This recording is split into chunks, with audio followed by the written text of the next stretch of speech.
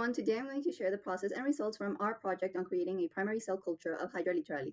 Our goal was to see if we could keep Hydra cells alive and growing outside of the animal, so basically to start building a protocol for future Hydra cell line. So, what's Hydra literalis? It's a small animal, only about 5 to 10 millimeters long. It lives on cold, fresh water and it feeds on tiny crustaceans using a stinging cells called nematocysts. It usually reproduces asexually, forming little buds to grow into new Hydras. Even though it looks simple, Hydra is interesting because it can regrow almost any part of its body. So, why do we study it? The ability to regrow makes Hydra a great organism for studying stem cells, regeneration, and basic cell biology. If we can culture the cell successfully, it could help us with research in developmental biology, toxicology, or even cancer studies. So, the idea behind our project was to start building the first steps towards that goal.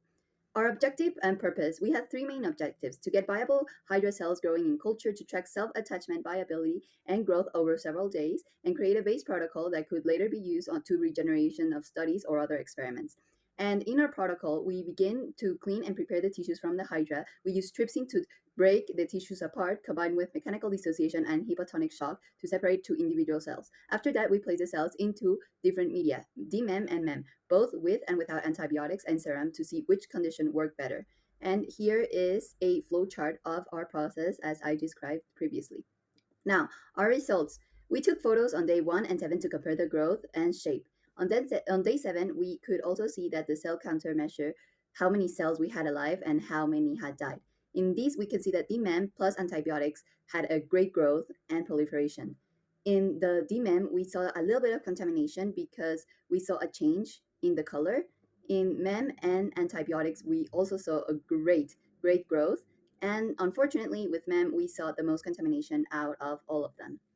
So in MEM, we could counted about 3.76 million viable cells, while MEM had around 2.79 million. So DMEM had more cells overall, but when we looked at the viability, the percentage of living cells was higher in MEM, about 83%, than in DMEM, around 76%. In all of the trials without antibiotics in both medias, the cultures became contaminated. In contrast, the conditions with antibiotics stayed clean, making antibiotic use most reliable condition for maintaining primary cell cultures.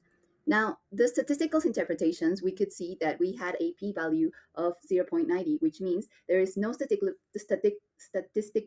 significant difference between the two media under our conditions. We also found the F medium was 5.90, which is greater than the F critical, 5.54, meaning that when comparing variances between media versus within groups, the medium type does have a measurable effect on the outcome. So even though DMEM gave us more cells, many of them were already dying. We think this happened because we didn't do any passages, so the cells ran out of space and nutrients. DMEM had fewer cells, but they seemed healthier and more stable. For future tests, if it would be helpful to perform passages and control the cell density to see which medium truly supports better the survival for long term.